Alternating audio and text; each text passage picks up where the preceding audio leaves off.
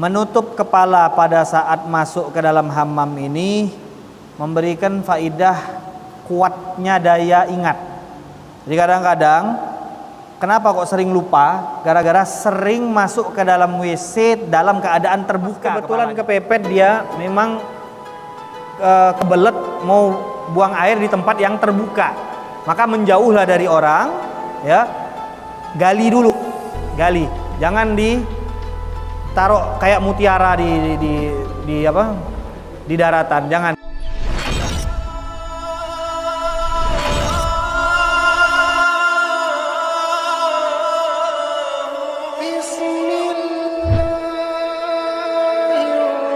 Alhamdulillah. Qala al-Imam al-Musannif al-Habib Abdullah bin Alawi al-Haddad rahimahullahu taala wa nafa'ana bihi wa bi ulumihi wa bi ulumi sa'ir salihin fid dharaini amin. Qala, apabila engkau mau masuk ke WC, ini adab masuk ke dalam WC. Kita tahu sering ini. Sudah sering tahu masuk pakai kaki kanan, doanya kita hafal. Tapi berapa kali kita masuk ke WC dalam satu hari? Dan berapa kali kita mengucapkan doa tersebut?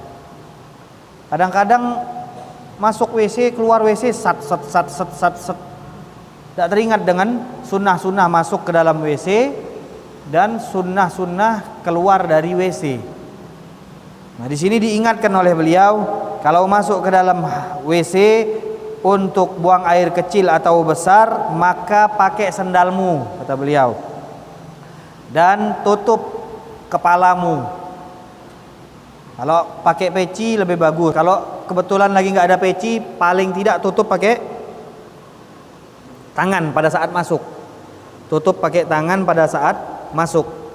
Pada saat masuk saja, minimal itu. Pada saat masuk tutup pakai tangan. Nah, nanti kalau sudah buang air ya jangan usah taruh di sini lagi. Ya nggak lepas sudah. Nah, tapi kalau bisa, misalkan ditutup kepalanya dari awal dengan peci atau dengan yang semacamnya, ditutup lebih bagus. Karena kata para ulama, menutup kepala pada saat masuk ke dalam hammam ini memberikan faidah kuatnya daya ingat. Jadi kadang-kadang kenapa kok sering lupa? Gara-gara sering masuk ke dalam WC dalam keadaan terbuka kepalanya. Ini penyebab sering lupa. Jadi kenapa kok bentar-bentar lupa, baru belajar kemarin udah lupa lagi, kayak ketemu hari ini kayak ilmu baru lagi. Kenapa kok lupa semua yang dia pelajari? Karena diantara sebabnya itu, masuk WC suka terbuka kepalanya, tidak ditutup. Masih banyak penyebab lain diantara penyebab lupa. Dan yang paling menentukan diantara penyebab lupa adalah banyaknya maksiat yang kita lakukan. Kata Abdullah bin Mas'ud, inilah ahsibur rajula yansal ilma alladhi ya'lamuhu bisa babil khati'atil lati fa'alaha.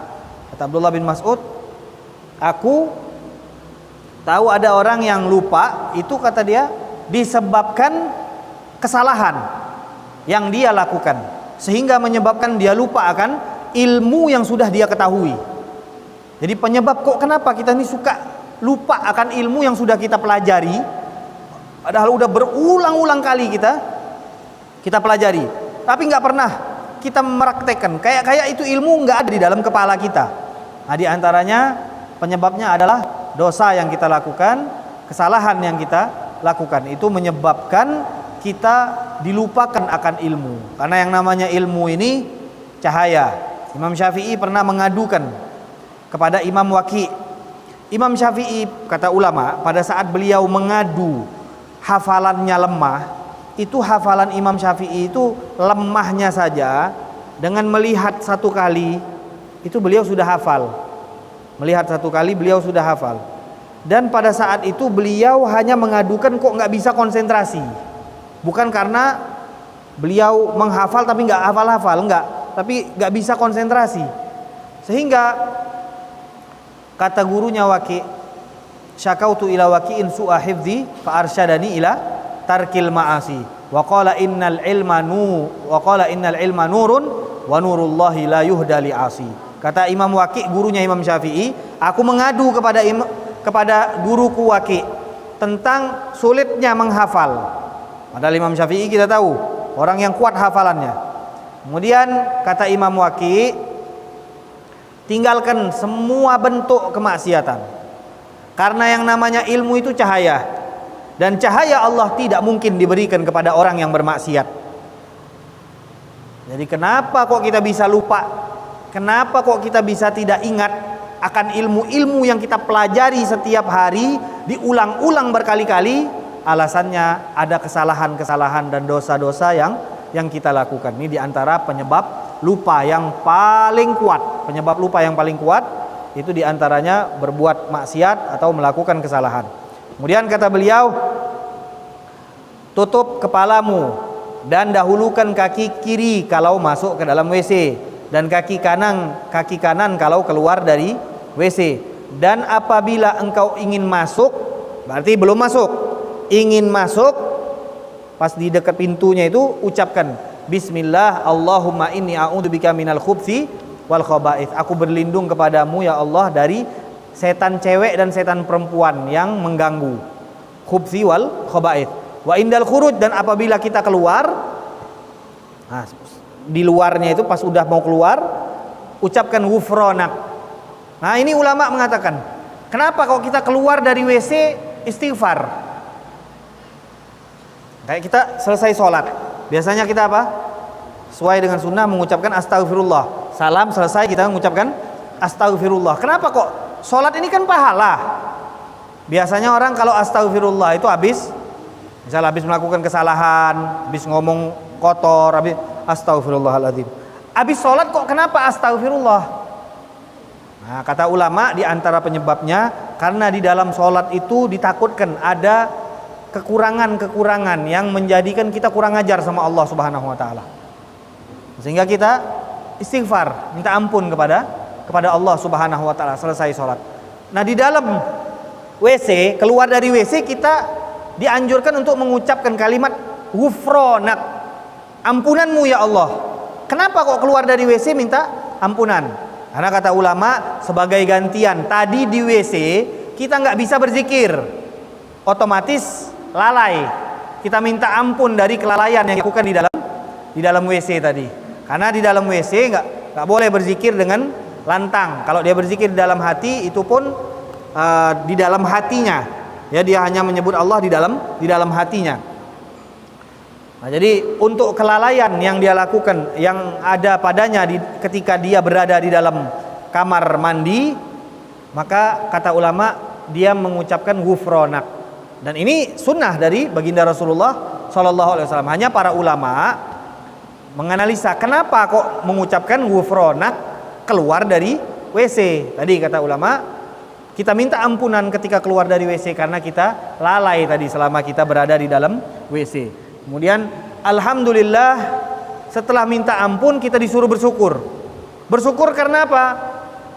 Alladzi adhaba annil adha, yang telah menghilangkan dan membuang dariku hal yang mengganggu. Apa itu tadi? Buang air kecil dan buang air besar ini. Kenapa kok dibilang mengganggu? Coba nahan kencing 2 jam, keganggu gak? Nahan buang air besar 2 jam, keganggu gak? Berjoget-joget itu. Nahan buang air kecil atau nahan buang air besar, keganggu. Dan itu sangat mengganggu sekali. Bahkan bisa merusak kesehatan. Kalau sering-sering dilakukan, nahan air kecil dan air besar ini, kalau sering dilakukan bisa merusak kesehatan. Nah, ketika kita dapat mengeluarkannya dan menghilangkannya, kita bersyukur kepada Allah Subhanahu wa taala dengan mengucapkan alhamdulillah yang telah menghilangkan dariku segala bentuk gangguan yang ada di dalam perut tersebut. Wa afani, dan memberikan kepadaku afiah. Masih memberikan kepada kita afiat, sehat wal afiat. Wala tadhkurullah, dan janganlah engkau menyebut Allah dalam keadaan di dalam kamar mandi kecuali di dalam hatimu. Dan jangan engkau membawa sesuatu yang bertuliskan nama Allah karena mengagungkan Allah. Dan jangan engkau iseng di dalam WC sambil nunggu barang tuh keluar, nyari-nyari apa dulu, nengok bakicot, main-main bakicot, ada air di bak, dimain-main. Jangan iseng. Jangan iseng, baik tangan atau apapun. Udah. Dengan tenang, dengan khusyuk. Jadi jangan iseng, jangan tangannya ke sana kemari. Nah, ini termasuk sesuatu yang dianjurkan. Kemudian jangan bicara kecuali darurat. Kecuali darurat baru bicara. Pak, mati lampu, Pak. Nah, mati lampu. Wajar, nggak bisa istinja nanti. Nah, kemudian apa? Ini enggak. Yang satu di WC sini, yang satu di WC sini. Bercerita dia di dalam WC itu. Bercerita. Tadi di Tanjung Kelian kau nengok ada. Bercerita di dalam WC. Ini menyebabkan banyak gangguan. Jangan suka berbicara di dalam WC kalau tidak ada kebutuhan. Kalau ada kebutuhan, bicara sebutuhnya saja. Jangan dibiasakan sering berbicara di dalam WC. Dan jangan kau angkat bajumu kecuali kalau kau takut dia kepercik najis. Dan ini wastatir bihaitsu la yaraka syakhsun, kalau kita ini di padang pasir, ya enggak, agak menjauh dari orang-orang. Tapi kalau kita di WC kan enggak. Nah, kalau kita ke WC, masuklah WC dan bersembunyi di dalam WC dengan mengunci. Jangan sengaja dia masuk WC tidak dikunci, biar nanti orang ngelihat.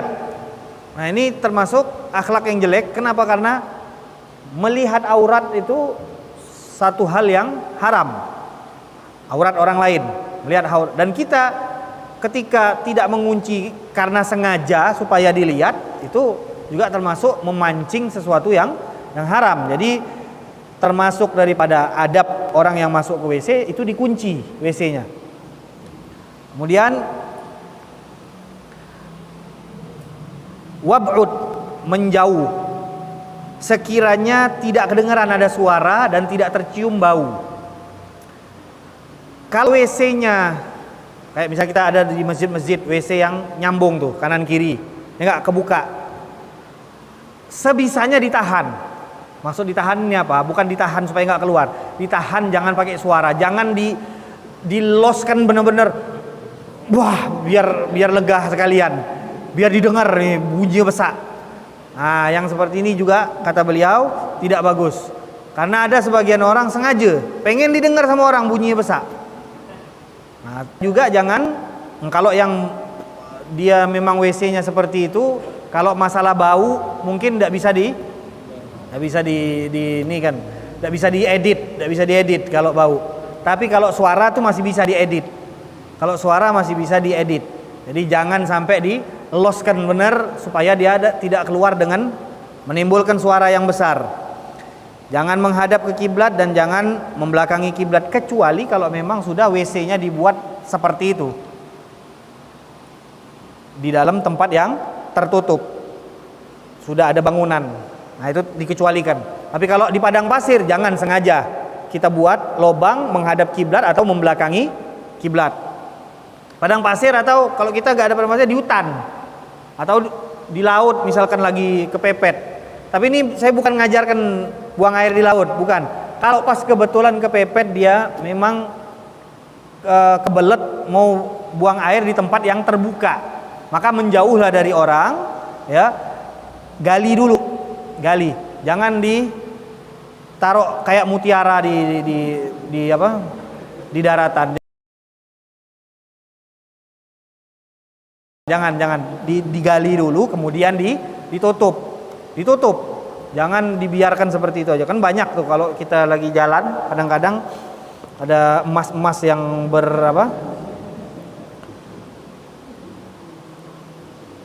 waqad yata'azzar fi'lu dzalika fi ba'dil abniyah. Jangan engkau buang air kecil di air yang mengendap. Dia enggak mengalir. Biasanya air yang mengendap ini sudah ada penunggu. Jadi kadang mengganggu mereka. Kedua, alasan lain bukan cuma itu, air yang mengendap ini tidak mengalir. Otomatis kalau kita masukkan dengan barang-barang yang seperti itu, dia akan kotor dan tidak bisa dimanfaatkan oleh orang lain lagi. Jadi jangan buang air di air yang mengendap, walaupun banyak, walaupun agak besar baknya itu. Dan juga jangan buang air di tanah yang padat. Kenapa? Karena bisa memercik. Jadi kalau bisa, kata beliau, jadi kita gali dulu, biar apa? Biar percikannya tidak ke tempat kita. Dan juga jangan buang air pada saat angin lagi berhembus, apalagi berhembus ke sini. Nah, airnya jadi wudu. Ihtirazan minal baul alladhi ammatu adzabil qabri minhu fa alaika bil istibra' minhu jahdaka min ghairi khuruj ila haddil waswasah. Nah, makanya kata beliau, jangan melakukan sesuatu yang bisa mendatangkan sebab was-was kita. Nah, tapi bersih-bersih setelah kencing itu keharusan, karena Nabi mengatakan kebanyakan azab kubur itu disebabkan orang nggak bersih-bersih setelah ngencing. Habis ngencing belum dituskan. Nah, jadi dibersihkan secara tuntas. Di antaranya dengan berdehem 3 kali. Karena ada sambungan antara dehem kita itu dengan neken yang di bawah. Dan juga dengan mengusap bagian bawah. Bagian bawahnya. Ditekan perlahan untuk menuntaskan air kencing tersebut. Nah, ini tidak apa-apa karena ini ilmu. Jadi ketika seseorang setelah ngencing dia langsung istinja dan langsung berangkat, habis itu ada yang netes, maka netes ini akan jadi bencana. Pertama, wudhu dia tidak sah. Kalau dia habis itu wudhu, berarti wudhu dia tidak sah, ya enggak? Habis itu kalau dia sholat, kainnya najis. Nah, banyak rentetan yang dia dapatkan kalau dia buang air kecil tidak tuntas. Makanya kata Nabi, kebanyakan azab kubur disebabkan kencing nggak tuntas. Karena tadi, kalau dia nggak suci berarti apa? Berarti sholatnya nggak sah nanti. Dan dia dalam keadaan najis itu di dalam kainnya tersebut. Nah, jadi di sini dianjurkan untuk menuntaskan kencing. Tapi kata beliau jangan sampai kita was-was. Artinya setelah berdehem 3 kali, mengusapnya 3 kali, setelah itu, masih ada nggak ya? Masih ada nggak? Nah, yang ini malah jadi was-was. Itu ditinggalkan.